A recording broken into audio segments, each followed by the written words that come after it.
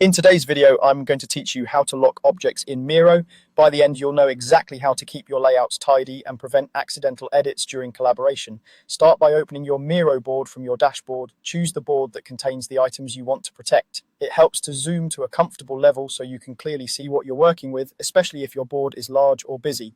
Next, select the object or objects you want to lock. Click once on a shape, sticky note, image, line, or any other item to highlight it. If you need to lock several items at once, hold the Shift key while clicking each one to add it to your selection. You'll see a selection outline and the top toolbar appear when an object is selected, which confirms you're ready for the next step. To access the locking option, open the context menu, right-click on the selected object or group of objects. If you're on a trackpad, a two-finger click works as well.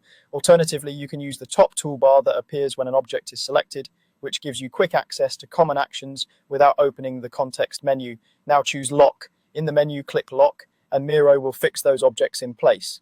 This means they can't be moved or resized by accident, which is especially useful when you've set up a clean layout, a background, or a template you want teammates to use without altering. You'll typically see a small lock indicator when an item is locked, letting you know it's secure. When you need to make changes later, unlocking is just as simple. Select the locked object, right-click, and choose Unlock. If you prefer the toolbar, click the lock icon that appears in the top toolbar when the locked object is selected. That instantly returns the item to an editable state so you can move it, resize it, or update its content.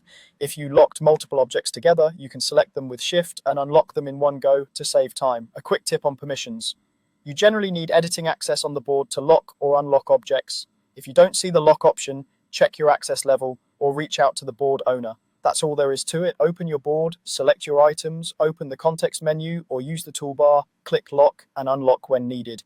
Use this regularly to protect headers, backgrounds, templates and finalized sections so your team can collaborate confidently without disrupting your layout.